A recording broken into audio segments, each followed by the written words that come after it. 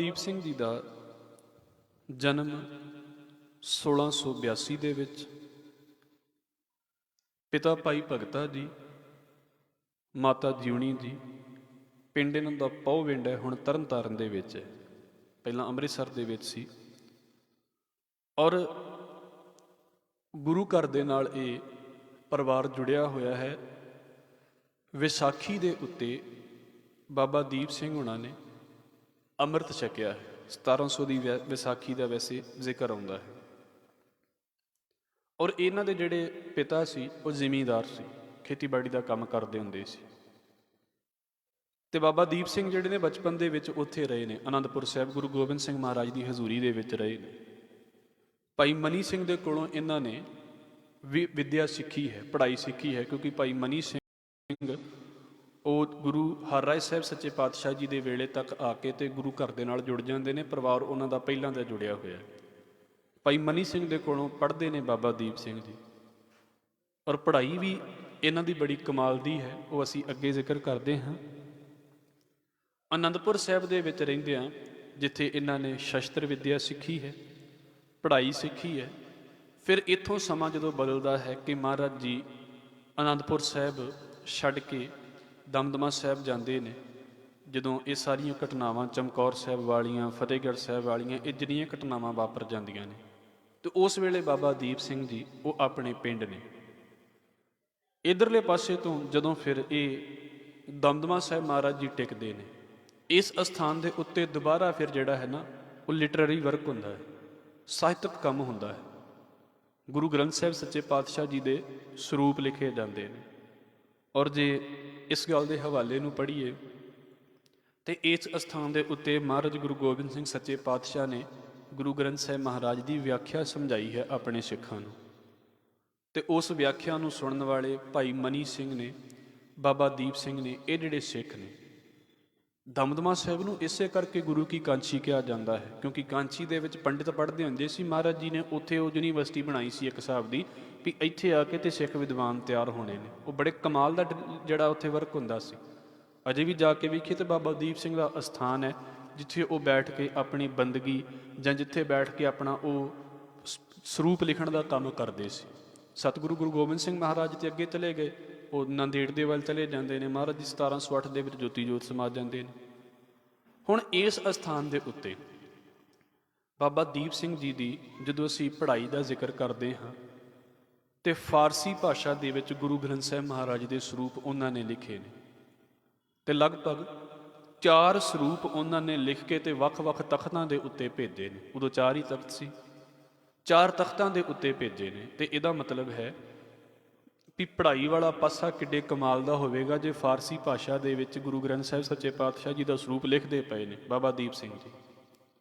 ਔਰ ਸਿਰਫ ਇੱਥੇ ਹੀ ਨਹੀਂ, ਜਦੋਂ ਅਸੀਂ ਇਸ ਗੱਲ ਨੂੰ ਕਹਿੰਦੇ ਹਾਂ, ਕਿਉਂਕਿ ਜਿਹੜਾ ਬ੍ਰਾਹਮਣ ਹੈ ਨਾ, ਉਹਨੇ ਇਸ ਗੱਲ ਨੂੰ ਖਿਆਲ ਪਾਇਆ ਹੋਇਆ ਸੀ ਵੀ ਜਿਹੜਾ ਪੜ੍ਹ ਸਕਦਾ ਉਹ ਕੰਮ ਬ੍ਰਾਹਮਣ ਦਾ, ਜਿਹੜੇ ਕਿਰਪਾਨ ਚਲਾਉਣੀ ਹੈ ਉਹ ਕੰਮ ਖੱਤਰੀ ਦਾ, ਖੇਤੀਬਾੜੀ ਕਰਨੀ ਹੈ ਤੇ ਉਹ ਕੰਮ ਵੈਸ਼ ਦਾ, ਤੇ ਇਹਨਾਂ ਸਾਰਿਆਂ ਦੀ ਸੇਵਾ ਕਰਨੀ ਹੈ ਉਹ ਕੰਮ ਸ਼ੂਦਰ ਦਾ ਹੋ ਗਿਆ। ਬਾਬਾ ਦੀਪ ਸਿੰਘ ਦਾ ਜੀਵਨ ਪੜ੍ਹ ਲਈਏ, ਬਾਬੇ ਦੀਪ ਸਿੰਘ ਦੇ ਜੀਵਨ ਤੋਂ 4 ਗੱਲਾਂ ਇੱਕੋ ਹੀ ਬੰਦੇ ਦੇ ਵਿੱਚ ਆ ਜਾਂਦੀਆਂ ਨੇ। ਜਦੋਂ ਗੁਰੂ ਗ੍ਰੰਥ ਸਾਹਿਬ ਸੱਚੇ ਪਾਤਸ਼ਾਹ ਜੀ ਦਾ ਸਰੂਪ ਲਿਖਦੇ ਨੇ, ਉਦੋਂ ਬਾਬਾ ਦੀਪ ਸਿੰਘ ਬ੍ਰਾਹਮਣ ਵਾਲਾ ਕੰਮ ਕਰਦੇ ਪਏ ਨੇ। ਇਸ ਕਰਕੇ ਗੁਰਮੁਖ ਪੰਡਿਤ ਹੋਏ ਜਗ ਪ੍ਰਬੋਧੀ ਹੈ। ਤੇ ਜਿਸ ਵੇਲੇ ਜੰਗ ਦੇ ਮੈਦਾਨ ਦੇ ਵਿੱਚ ਖੰਡਾ ਲੈ ਕੇ ਜਾਂਦੇ ਨੇ, ਗਿਆਨੀ ਗਿਆਨ ਸਿੰਘ ਹਵਾਲਾ ਦਿੰਦੇ ਨੇ ਵੀ 18 ਸੇਰ ਦਾ ਖੰਡਾ ਸੀ, ਤੇ ਉਸ ਵੇਲੇ ਉਹ ਖੱਤਰੀਆਂ ਵਾਲਾ ਕੰਮ ਕਰਦੇ ਪਏ ਨੇ। ਪਹਿਲਾਂ ਵੀ ਬਾਬਾ ਬੰਦਾ ਸਿੰਘ ਬਹਾਦਰ ਦੀ ਕਈ ਵਾਰ ਹੈਲਪ ਕੀਤੀ ਉਹਨਾਂ ਨੇ ਜੰਗ ਦੇ ਮੈਦਾਨ ਦੇ ਵਿੱਚ, ਕਈ ਜੰਗਾਂ ਦੇ ਵਿੱਚ ਹਿੱਸਾ ਲਿਆ ਉਹਨਾਂ ਨੇ। ਤੇ ਜਦੋਂ ਉਹ ਲੰਗਰ ਦੇ ਵਿੱਚ ਆ ਕੇ ਸੇਵਾ ਕਰਦੇ ਨੇ, ਉਦੋਂ ਉਹ ਜਿਹੜਾ ਹੈ, ਔਰ ਇਹਨਾਂ ਦਾ ਜਿਹੜਾ ਪਿਤਾ ਪੁਰਖੀ ਕੰਮ ਹੈ ਉਹ ਖੇਤੀਬਾੜੀ ਹੈ, ਜ਼ਿਮੀਂਦਾਰ ਪਰਿਵਾਰ ਦੇ ਨਾਲ ਸੰਬੰਧ ਰੱਖਦੇ ਨੇ, ਉਦੋਂ ਉਹ ਵੈਸ਼ ਦਾ ਕੰਮ ਕਰਦੇ ਪਏ ਨੇ। ਤੇ ਜਿਹੜਾ ਸਭ ਤੋਂ ਨਿਕੰਮਾ ਕੰਮ ਸਮਾਜ ਦੇ ਵਿੱਚ ਵਰਤਿਆ ਜਾਂਦਾ ਸੀ, ਸੇਵਾ ਕਰੋ ਦੂਜਿਆਂ ਦੀ, ਤਾਂ ਗੁਰੂ ਘਰ ਦੇ ਵਿੱਚ ਤਾਂ ਸਭ ਤੋਂ ਵੱਧ ਮਾਣ ਵਾਲਾ ਵੀ ਸੇਵਾ ਕਰੋ ਦੂਜਿਆਂ ਦੀ। ਔਰ ਕਿਹੜਾ ਸਿੱਖ ਹੈ ਜਿਹੜਾ ਗੁਰਦੁਆਰੇ ਹੋਵੇ ਤੇ ਕਦੀ ਉਹਨੇ ਸੇਵਾ ਨਾ ਕੀਤੀ ਹੋਵੇ। ਇਹ 4 ਚੀਜ਼ਾਂ ਦੇ ਦਰਸ਼ਨ ਮਹਾਰਾਜ ਜੀ ਨੇ ਜਿਹੜਾ ਮਾਡਲ ਮਨੁੱਖ ਬਣਾਇਆ ਹੈ ਨਾ, ਵੀ 4 ਚੀਜ਼ਾਂ ਇੱਕੋ ਹੀ ਬੰਦੇ ਦੇ ਅੰਦਰ ਨਜ਼ਰ ਆਉਣ। ਇਹ ਨਹੀਂ ਵੀ ਪੜ੍ਹੇ ਕੋਈ ਤੇ ਮਰੇ ਕੋਈ, ਨਹੀਂ। ਜਿੰਨੇ ਪੜ੍ਹਾਈ ਕਰਨੀ ਹੈ ਕਿਰਪਾਨ ਵੀ ਉਹੀ ਚਲਾਵੇਗਾ। ਪ੍ਰੋਫੈਸਰ ਪੂਰਨ ਸਿੰਘ ਗੱਲ ਕਹਿੰਦੇ ਹੁੰਦੇ, ਕਹਿੰਦੇ ਜਿਹੜੇ ਸੂਰਮੇ ਹੁੰਦੇ ਨੇ ਨਾ, ਉਹ ਇਹ ਨਹੀਂ ਕਹਿੰਦੇ ਵੀ ਅੱਗੇ ਵਧੋ, ਉਹ ਕਹਿੰਦੇ ਹੁੰਦੇ ਸਿਰ ਦੇ ਦਿਓ। ਜਿਹੜੇ ਕਾਇਰ ਹੁੰਦੇ ਉਹ ਕਹਿੰਦੇ ਹੁੰਦੇ ਅੱਗੇ ਵਧੋ ਅੱਗੇ ਵਧੋ, ਕਿਉਂਕਿ ਤੁਸੀਂ ਵਧੋਗੇ ਤੇ ਅਸੀਂ ਪਿੱਛੇ ਹੋਵਾਂਗੇ। ਇਸ ਕਰਕੇ ਇਹ ਬੜਾ ਫਰਕ ਹੁੰਦਾ ਸੂਰਮੇ ਦੇ ਵਿੱਚ। ਜਦੋਂ ਅਸੀਂ ਜ਼ਿਕਰ ਪੜ੍ਹਦੇ ਹਾਂ ਲਗਭਗ ਮਾਰਚ 1747 ਦਾ, ਜਿੰਨੇ ਵੀ ਸਿੰਘਾਂ ਦੇ ਜਥੇ ਨੇ ਇਹਨਾਂ ਸਾਰਿਆਂ ਨੂੰ ਸਰਬੱਤ ਖਾਲਸੇ ਦੇ ਵਿੱਚ ਇਕੱਠਾ ਕੀਤਾ ਜਾਂਦਾ ਹੈ ਤੇ ਮਿਸਲਾਂ ਬਣਦੀਆਂ ਨੇ। ਇੱਥੇ ਲਗਭਗ 12 ਮਿਸਲਾਂ ਦਾ ਜ਼ਿਕਰ ਆਉਂਦਾ ਹੈ। 12 ਮਿਸਲਾਂ ਦੇ ਵਿੱਚੋਂ ਇੱਕ ਮਿਸਲ ਦੇ ਜਥੇਦਾਰ ਜਿਹੜੇ ਨੇ ਉਹ ਬਾਬਾ ਦੀਪ ਸਿੰਘ ਥਾਪੇ ਜਾਂਦੇ ਨੇ, ਜਿਹਨੂੰ ਸ਼ਹੀਦ ਮਿਸਲ ਕਿਹਾ ਜਾਂਦਾ ਹੈ, ਮਿਸਲ ਸ਼ਹੀਦਾਂ। ਤੇ ਇਸ ਕਰਕੇ ਵੈਸੇ ਇਹ ਵੀ ਲਿਖਤ ਹੈ ਵੀ ਇਹਨਾਂ ਜਿਹੜੀ ਇਹ ਮਿਸਲ ਸੀ ਇਹਦੇ ਸਿੰਘਾਂ ਦੀ ਗਿਣਤੀ ਬਹੁਤੀ ਜ਼ਿਆਦਾ ਨਹੀਂ ਸੀ ਹੁੰਦੀ, ਪਰ ਇਹਦੇ 'ਚ ਹੁੰਦੇ ਸਾਰੇ ਸਿਰਲੱਤ ਸੂਰਮੇ ਸੀ। ਸ਼ਹੀਦਾਂ ਦੀ ਮਿਸਲ ਇਸੇ ਕਰਕੇ ਇਹਨੂੰ ਕਿਹਾ ਜਾਂਦਾ ਸੀ। ਇਸੇ ਮਿਸਲ ਨੇ ਇਹਨਾਂ ਦੀ ਮਿਸਲ ਦੇ ਵਿੱਚ ਇੱਕ ਹੋਰ ਹੋਏ ਨੇ ਬਾਬਾ ਨੌਤ ਸਿੰਘ ਜੀ, ਅਸੀਂ ਅੱਗੇ ਜਾ ਕੇ ਉਹਨਾਂ ਦਾ ਵੀ ਜ਼ਿਕਰ ਕਰਦੇ ਹਾਂ। ਬਾਬਾ ਦੀਪ ਸਿੰਘ ਜਿਹੜੇ ਨੇ ਇਹ ਇੱਧਰੋਂ ਸ਼ਹੀਦ ਮਿਸਲ ਦੇ ਜਥੇਦਾਰ ਥਾਪੇ ਜਾਂਦੇ ਨੇ, ਇਹ ਦਮਦਮਾ ਸਾਹਿਬ ਜਾ ਕੇ, ਤੇ ਇਹਨਾਂ ਦਾ ਜ਼ਿਆਦਾ ਜਿਹੜਾ ਸਮਾਂ ਹੈ ਉਹ ਦਮਦਮਾ ਸਾਹਿਬ ਬੀਤਿਆ ਹੈ। ਲਿਟਰਰੀ ਵਰਕ ਦੇ ਵਿੱਚ ਵੀ, ਪੜ੍ਹਾਈ ਵਾਲੇ ਪਾਸੇ ਤੋਂ ਵੀ, ਪ੍ਰਚਾਰ ਵਾਲੇ ਪਾਸੇ ਤੋਂ ਵੀ, ਅੰਮ੍ਰਿਤ ਸੰਚਾਰ ਵਾਲੇ ਪਾਸੇ ਤੋਂ ਵੀ ਕਾਫੀ ਸਮਾਂ ਇਹਨਾਂ ਦਾ ਉੱਧਰ ਨਿਕਲਿਆ। ਹਾਲਾਂਕਿ ਜਨਮ ਸਥਾਨ ਇਹਨਾਂ ਦਾ ਅੰਮ੍ਰਿਤਸਰ ਦਾ ਏਰੀਆ ਹੈ। ਇੱਥੇ ਹੁਣ ਜਦੋਂ ਜੋ ਅੰਮ੍ਰਿਤਸਰ ਦੇ ਵਿੱਚ ਹਾਲਾਤ ਵਾਪਰਦੇ ਨੇ, ਰਾਜਨੀਤਿਕ ਤੌਰ ਦੇ ਉੱਤੇ ਕੁਝ ਗੱਲਾਂ ਬਦਲਦੀਆਂ ਨੇ। ਅਹਿਮਦ ਸ਼ਾਹ ਅਬਦਾਲੀ ਜਿਹੜਾ ਹੈ ਉਹ ਹਿੰਦੁਸਤਾਨ ਦੇ ਉੱਤੇ ਹਮਲਾ ਕਰਦਾ ਹੈ। ਜਦੋਂ ਉਹ ਹਿੰਦੁਸਤਾਨ ਦੇ ਉੱਤੇ ਹਮਲਾ ਕਰਦਾ ਤੇ ਵਾਪਸ ਜਾਣ ਵੇਲੇ ਸਿੰਘਾਂ ਦੇ ਵੱਲੋਂ ਇਹਦਾ ਨੁਕਸਾਨ ਕੀਤਾ ਜਾਂਦਾ। ਉਹ ਤੇ ਹਰ ਵਾਰ ਕਰਦੇ ਹੁੰਦੇ ਸੀ, ਕਿਉਂਕਿ ਇਹ ਜਿਹੜਾ ਇੱਥੋਂ ਲੁੱਟ ਕੇ ਲੈ ਕੇ ਜਾ ਰਿਹਾ ਹੁੰਦਾ ਸੀ, ਉਹ ਇਹਦਾ ਨੁਕਸਾਨ ਕੀਤਾ। ਤੇ ਇਹ ਜਾਣ ਲੱਗਾ ਆਪਣੇ ਪੁੱਤਰ ਜਿਹੜਾ ਤੈਮੂਰ ਸ਼ਾਹ ਹੈ ਤੇ ਅੱਗੇ ਉਹਦਾ ਜਿਹੜਾ ਉਹਦਾ ਮਦਦਗਾਰ ਹੈ, ਇੱਦਾਂ ਕਹਿ ਲਈਏ ਜਹਾਨ ਖਾਂ ਹੈ, ਇਹਨਾਂ ਸਾਰਿਆਂ ਨੂੰ ਚੰਗੀ ਤਰ੍ਹਾਂ ਤਾੜਨਾ ਕਰਕੇ ਗਿਆ ਵੀ ਇਹਨਾਂ ਨੂੰ ਵੇਖੋ, ਇਹ ਜਿਹੜੇ ਜਾਂਦੇ ਨੂੰ ਲੁੱਟ ਲੈਂਦੇ ਨੇ ਨਾ, ਸਿੰਘ ਜਿਹੜੇ ਲੁੱਟ ਲੈਂਦੇ ਨੇ, ਇਹਨਾਂ ਨੂੰ ਤੁਸੀਂ ਚੰਗੀ ਤਰ੍ਹਾਂ ਵੇਖੋ। ਤੇ ਜਹਾਨ ਖਾਨ ਲਾਹੌਰ ਦੇ ਵਿੱਚ ਸੀ, ਉਹਨੇ ਪੂਰਾ ਜ਼ੋਰ ਲਾਇਆ ਤੇ ਉਹਨੂੰ ਕਿਸੇ ਨੇ ਇਹ ਗੱਲ ਕਹਿ ਦਿੱਤੀ ਵੀ ਇਹ ਅਸਲ ਦੇ ਵਿੱਚ ਨਾ ਹਰਿਮੰਦਰ ਸਾਹਿਬ ਜਿਹੜਾ ਹੈ ਨਾ ਉਹਦੇ ਤੋਂ ਤਾਕਤ ਫੜਦੇ ਨੇ, ਇਹ ਉੱਥੇ ਆ ਕੇ ਇਕੱਠੇ ਹੁੰਦੇ ਨੇ, ਇਹਨਾਂ ਦਾ ਸਾਰਾ ਕੁਝ ਉੱਥੇ ਹੀ ਹੈ। ਅੰਮ੍ਰਿਤ ਸਰੋਵਰ ਦੇ ਵਿੱਚ ਇਸ਼ਨਾਨ ਕਰਦੇ ਨੇ ਤੇ ਇਹਨਾਂ ਨੂੰ ਤਾਕਤਾਂ ਆ ਜਾਂਦੀਆਂ ਨੇ। ਤੂੰ ਇੰਝ ਕਰ ਵੀ ਇਹਨਾਂ ਦੇ ਇਸ ਸੋਮੇ ਨੂੰ ਢਾ ਦੇ, ਤੂੰ ਸੋਰਸ ਹੀ ਖਤਮ ਕਰ ਦੇ। ਇਹ ਜਹਾਨ ਖਾਨ ਲਗਭਗ ਆਪਣੇ ਨਾਲ 7000 ਬੰਦਾ ਲੈ ਕੇ ਆਇਆ ਸੀ ਤੇ ਇਹਨੇ ਦਰਬਾਰ ਸਾਹਿਬ ਦੀ ਇਮਾਰਤ ਦੀ ਉਸ ਵੇਲੇ ਬੇਅਦਬੀ ਕੀਤੀ ਸੀ। ਇਹਨੇ ਬਿਲਡਿੰਗ ਢਾਈ ਸੀ ਉਸ ਵੇਲੇ। ਹੁਣ ਜਦੋਂ ਇਹਨੇ ਬਿਲਡਿੰਗ ਢਾ ਦਿੱਤੀ, ਜਿਹੜੇ ਥੋੜ੍ਹੇ ਬਹੁਤੇ ਸਿੰਘ, ਕਿਉਂਕਿ ਇਲਾਕੇ ਦੇ ਵਿੱਚ ਵਿਚਰਦੇ ਰਹਿੰਦੇ ਹੁੰਦੇ ਸੀ, ਉਹ ਜਿੰਨੇ ਸੀ ਉਹਨੇ ਸਿੰਘ ਕਤਲ ਵੀ ਕੀਤੇ, ਮਾਰੇ ਵੀ ਉਹਨੇ। ਇਹ ਜਿਹੜੀ ਖਬਰ ਹੈ ਉਹ ਲਗਭਗ ਸਾਰੇ ਪਾਸੇ ਫੈਲ ਗਈ ਵੀ ਦਰਬਾਰ ਸਾਹਿਬ ਦੇ ਉੱਤੇ ਹਮਲਾ ਹੋਇਆ ਹੈ। ਭਾਵੇਂ ਸਿੱਖ ਵੱਖਰੇ ਵੀ ਵਿਚਰਦੇ ਹੁੰਦੇ ਸੀ, ਮਿਸਲਾਂ ਦੇ ਵਿੱਚ ਵੀ ਵਿਚਰਦੇ ਹੁੰਦੇ ਸੀ, ਪਰ ਉਦੋਂ ਇਹ ਗੱਲ ਹੁੰਦੀ ਸੀ ਵੀ ਜਿਹੜਾ ਹੈ ਜਿੱਥੇ ਮਰਜ਼ੀ ਸਾਡੇ ਆਪਸੀ ਮਤਭੇਦ ਹੋਣ, ਬਾਅਦ ਦੇ ਵਿੱਚ ਵਧੇ ਵੀ ਨੇ ਮਤਭੇਦ ਹੋਣ, ਪਰ ਜਦੋਂ ਸਾਂਝਾ ਕੌਮ ਦਾ ਕੰਮ ਆ ਗਿਆ ਫਿਰ ਸਾਰਿਆਂ ਨੇ ਇਕੱਠੇ ਹੋਣਾ ਹੀ ਹੋਣਾ ਹੈ।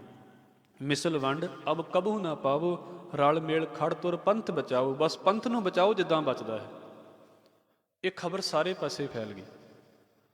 ਭਾਈ ਭਾਗ ਸਿੰਘ ਨਿਹੰਗ ਨੇ, ਉਹਨਾਂ ਨੇ ਜਾ ਕੇ ਤੇ ਬਾਬਾ ਦੀਪ ਸਿੰਘ ਨੂੰ ਇਹ ਖਬਰ ਦਮਦਮਾ ਸਾਹਿਬ ਜਾ ਕੇ ਦਿੱਤੀ ਹੈ ਵੀ ਦਰਬਾਰ ਸਾਹਿਬ ਦੇ ਵਿੱਚ ਆਹ ਗੱਲ ਹੋ ਗਈ ਹੈ ਵੀ ਜਹਾਨ ਖਾਨ ਨੇ ਇਹਨੂੰ ਜਿਹੜਾ ਹੈ ਉਹ ਢਾਹ ਦਿੱਤਾ ਹੈ, ਬਿਲਡਿੰਗ ਦਾ ਨੁਕਸਾਨ ਕੀਤਾ ਹੈ।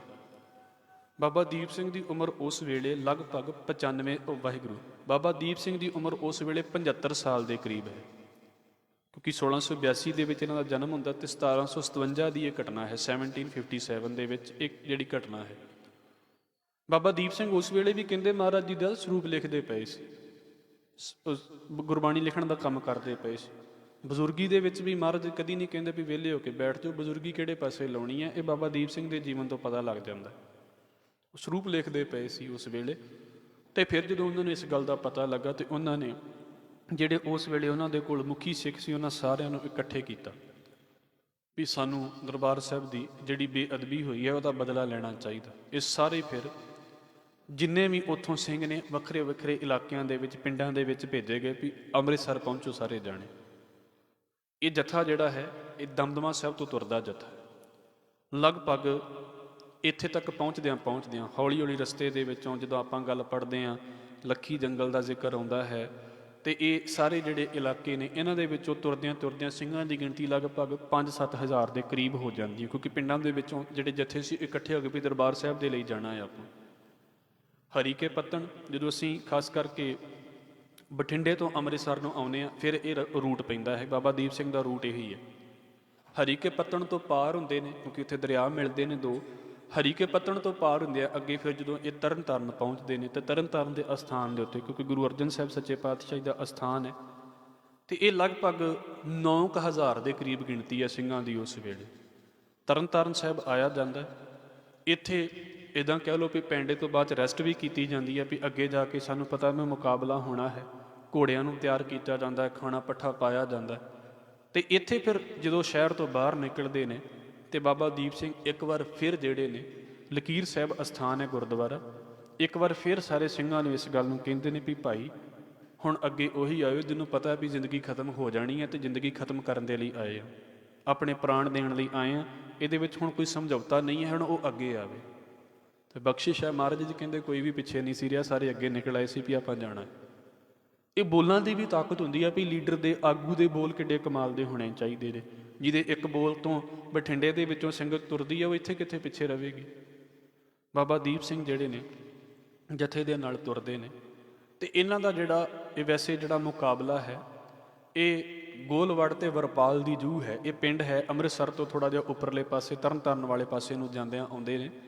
ਉਸ ਅਸਥਾਨ ਦੇ ਉੱਤੇ ਮੁਕਾਬਲਾ ਹੋਇਆ ਤੇ ਸਭ ਤੋਂ ਪਹਿਲਾਂ, ਕਿਉਂਕਿ ਉਸ ਵੇਲੇ ਜਹਾਨ ਖਾਨ ਨੂੰ ਵੀ ਪਤਾ ਲੱਗ ਗਿਆ ਸੀ ਵੀ ਇਹ ਵੱਡੀ ਗਿਣਤੀ ਦੇ ਵਿੱਚ ਆ ਰਹੇ ਨੇ, ਤੇ ਉਹ ਵੀ ਲਗਭਗ 20 ਤੋਂ 25,000 ਦੇ ਕਰੀਬ ਜਿਹੜੀ ਹੈ ਉਹ ਇੰਨੀ ਸੈਨਾ ਲੈ ਕੇ ਤੇ ਇੱਥੇ ਪਹੁੰਚੇ ਸੀ ਮੁਕਾਬਲਾ ਕਰਨ ਦੇ ਲਈ। ਉਹਨਾਂ ਦੇ ਵਿੱਚੋਂ ਕਈ ਉਹਨਾਂ ਦੇ ਜਿਹੜੇ ਆਗੂ ਸੀ ਉਹ ਅੱਗੇ ਆ ਗਏ, ਕੁਝ ਪਿੱਛੇ ਰਹਿ ਗਏ। ਤੇ ਸਭ ਤੋਂ ਪਹਿਲਾਂ ਜਿਹੜਾ ਨਾ ਉਹ ਬਾਬਾ ਦੀਪ ਸਿੰਘ ਦੇ ਸਾਹਮਣੇ ਯਕੂਬ ਖਾਨ ਹੋਇਆ ਸੀ। ਜਦੋਂ ਯਕੂਬ ਖਾਨ ਹੋਇਆ ਸੀ ਤੇ ਬਾਬਾ ਦੀਪ ਸਿੰਘ ਨੇ ਆਪਣੀ ਗੁਰਜ ਦੇ ਨਾਲ ਇਹਦੇ ਸਿਰ ਦੇ ਵਿੱਚ ਵਾਰ ਕੀਤਾ ਸੀ ਤੇ ਇਹ ਉੱਥੇ ਹੀ ਡਿੱਗ ਪਿਆ ਸੀ। ਮੈਂ ਇਸ ਕਰਕੇ ਕਹਿੰਦਾ ਹੁੰਦਾ ਵੀ ਇਹ ਜਿਹੜੇ ਉਹ ਸੂਰਮੇ ਨੇ ਜਿਨ੍ਹਾਂ ਦੀ ਉਮਰ ਵੇਖੋ 75-75 ਸਾਲ ਦੀ ਹੈ ਤੇ ਸਾਡੇ 20-20 ਸਾਲਾਂ 'ਚ ਬੁੱਢੇ ਹੋ ਗਏ ਹਾਂ ਅਸੀਂ, ਤੇ ਇਹ ਸਾਡੇ ਇਹ ਹਾਲ ਹੋਏ ਪਏ ਨੇ।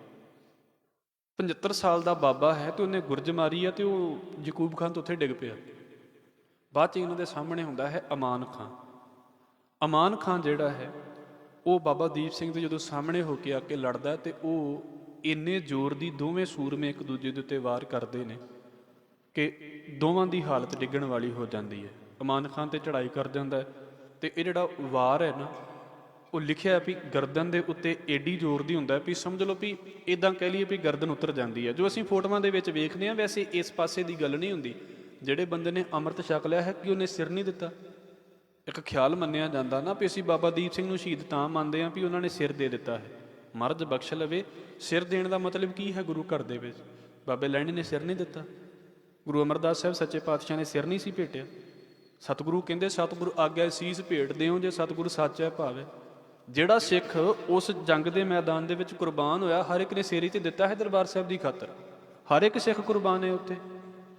ਉਹ ਫੱਟ ਇੰਨਾ ਡੂੰਘਾ ਹੈ ਕਿਉਂਕਿ ਸਾਡੀ ਕੌਮ ਨੇ ਲੜਾਈਆਂ ਹੀ ਇਹ ਪਾਤੀਆਂ ਵੀ ਸਿਰ ਲੱਥਾ ਕਿ ਨਹੀਂ ਲੱਥਾ। ਚੰਗੀ ਭਲੀ ਜਿਹੜੀ ਬਹਾਦਰੀ ਹੈ ਨਾ ਬਾਬੇ ਦੀ, ਉਹ ਇਸੇ ਗੱਲ ਦੇ ਵਿੱਚ ਰੁਲ ਕੇ ਰੱਖ ਦਿੱਤੀ ਵੀ ਸਿਰ ਲੱਥਾ ਕਿ ਨਹੀਂ ਲੱਥਾ।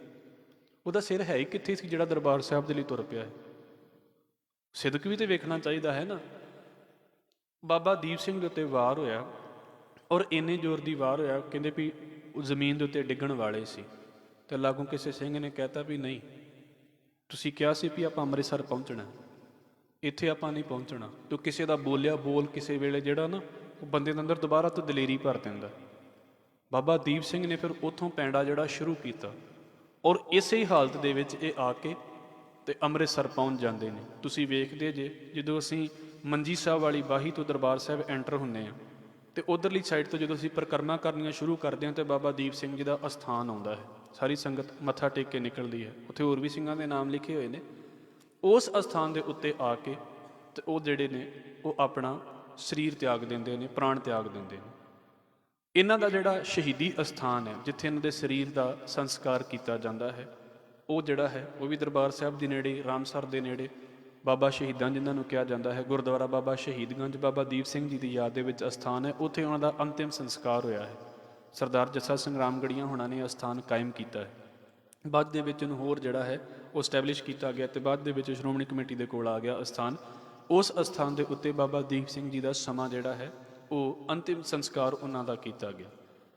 ਕਹਿਣ ਦਾ ਭਾਵ ਕੀ ਹੈ ਵੀ ਵੇਖੋ ਇਹ ਉਹ ਸੂਰਮੇ ਨੇ ਜਿਨ੍ਹਾਂ ਨੇ ਸਾਰੀ ਜ਼ਿੰਦਗੀ ਪੜ੍ਹਾਈ ਕੀਤੀ ਤੇ ਜਦੋਂ ਲੋੜ ਪਈ ਤੇ ਉਦੋਂ ਕਿਰਪਾਨ ਲੈ ਕੇ ਤੇ ਜੰਗ ਦੇ ਮੈਦਾਨ ਦੇ ਵਿੱਚ ਆ ਗਏ। ਕਿਰਪਾਨ ਵੀ ਉਹਨਾਂ ਦੀ ਕਮਾਲ ਦੀ ਤੇ ਪੜ੍ਹਾਈ ਵਾਲਾ ਪਾਸਾ ਵੀ ਕਮਾਲ ਦਾ। ਇੱਕ ਹੋਰ ਸਿੰਘ ਦਾ ਮੈਂ ਜ਼ਿਕਰ ਇੱਥੇ ਕਰਨਾ ਹੈ। ਮਹਾਂਪੁਰਸ਼ ਬੜੇ ਕਮਾਲ ਦੇ ਨੇ।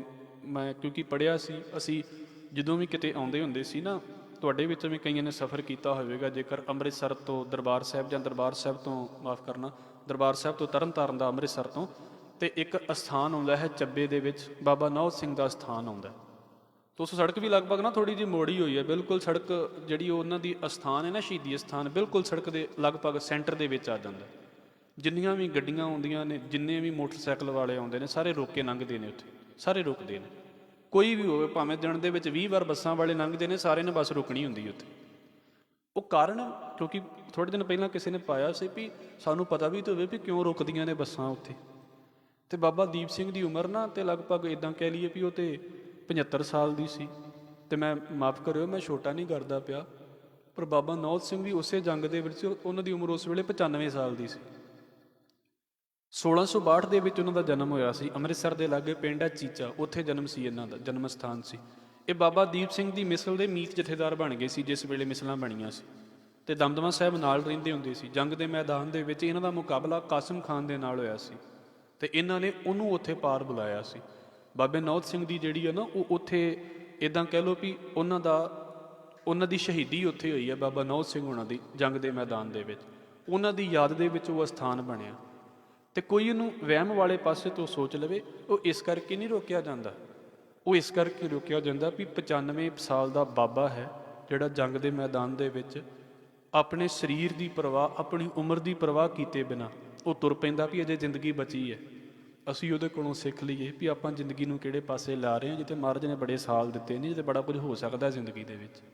ਇਸ ਕਰਕੇ ਲਗਭਗ 9000 ਦੇ ਕਰੀਬ ਸਿੰਘ ਜਿਹੜੇ ਸੀ ਨਾ, ਉਹ ਇਸ ਮੌਕੇ ਉੱਤੇ ਸ਼ਹੀਦ ਹੋਏ ਸੀ, ਤੇ 28000 ਦੂਜਿਆਂ ਦੀ ਸੈਨਾ ਵੀ ਸ਼ਹੀਦ ਹੋਈ ਹੈ। ਇਸ ਕਰਕੇ ਬਾਬਾ ਦੀਪ ਸਿੰਘ ਜਿਹੜੇ ਨੇ ਉਹ 1757 ਲਗਭਗ 11 ਨਵੰਬਰ ਦਾ ਸਮਾਂ ਮੰਨਿਆ ਜਾਂਦਾ ਹੈ, ਜਦੋਂ ਦਰਬਾਰ ਸਾਹਿਬ ਦੀ ਬੇਅਦਬੀ ਤੈਮੂਰ ਸ਼ਾਹ ਦੇ ਵੱਲੋਂ ਕੀਤੀ ਗਈ ਹੈ। ਉਸ ਬੇਅਦਬੀ ਦਾ ਬਦਲਾ ਲੈਣ ਦੇ ਲਈ ਬਾਬਾ ਦੀਪ ਸਿੰਘ, ਹੋਰ ਵੀ ਜਿੰਨੇ ਨਾਲ ਦੇ ਸਿੰਘ ਨੇ, ਇਹਨਾਂ ਸਾਰਿਆਂ ਨੇ ਸ਼ਹੀਦੀਆਂ ਪ੍ਰਾਪਤ ਕੀਤੀਆਂ ਨੇ, ਤੇ ਜਿਨ੍ਹਾਂ ਨੂੰ ਅਸੀਂ ਰੋਜ਼ ਅਰਦਾਸ ਦੇ ਵਿੱਚ ਯਾਦ ਵੀ ਕਰਦੇ ਹਾਂ ਵੀ ਗੁਰਦੁਆਰੇ ਦੀ ਸੇਵਾ ਲਈ ਕੁਰਬਾਨੀਆਂ ਕੀਤੀਆਂ, ਉਹਨਾਂ ਨੂੰ ਅਸੀਂ ਯਾਦ ਕਰਦੇ ਹਾਂ। ਅੱਜ ਬਾਬਾ ਦੀਪ ਸਿੰਘ ਜੀ ਦਾ ਸ਼ਹੀਦੀ ਦਿਹਾੜਾ ਹੈ। ਸਤਿਗੁਰੂ ਕਿਰਪਾ ਕਰਨ, ਇਹਨਾਂ ਦੇ ਕੋਲੋਂ ਸਿੱਖੀਏ ਵੀ ਅਸੀਂ ਗੁਰਦੁਆਰੇ ਲਈ ਕੀ ਕਰ ਸਕਦੇ ਹਾਂ। ਜ਼ਰੂਰੀ ਤਾਂ ਨਹੀਂ ਵੀ ਅੱਜ ਕੱਲ੍ਹ ਸਾਰੇ ਕਿਰਪਾਨਾਂ ਵਾਲੇ ਪਾਸਾ ਚੱਲਦਾ ਪਿਆ ਹੈ। ਛੋਟੇ ਤੋਂ ਛੋਟਾ ਮੈਂ ਗੁਰੂ ਘਰ ਦੇ ਲਈ ਕੀ ਕਰ ਸਕਦਾ ਹਾਂ, ਮੈਂ ਆਪਣੇ ਆਪ ਨੂੰ ਇੱਥੇ ਪੇਸ਼ ਕਰਦਾ ਪਿਆ ਹਾਂ, ਤੇ ਮੈਂ ਕਿਵੇਂ ਪੇਸ਼ ਕਰ ਸਕਦਾ ਹਾਂ, ਇਹ ਵੀ ਤਾਂ ਸਿਰ ਦੇਣਾ ਹੈ। ਇਹ ਜਾਂਚ ਆ ਜਾਵੇ। ਗੁਰੂ ਕਿਰਪਾ ਕਰੇ। ਆਪ ਜੀ ਦੇ ਚਰਨਾਂ 'ਚ ਬੇਨਤੀ ਕਰਦਿਆਂ ਹੋਈਆਂ ਭੁੱਲਾਂ ਦੀ ਖਿਮਾ, ਫਤਿਹ ਨਾਲ ਸਾਂਝ ਪਾਓ ਜੀ। ਵਾਹਿਗੁਰੂ ਜੀ ਕਾ ਖਾਲਸਾ, ਵਾਹਿਗੁਰੂ ਜੀ ਕੀ ਫਤਿਹ।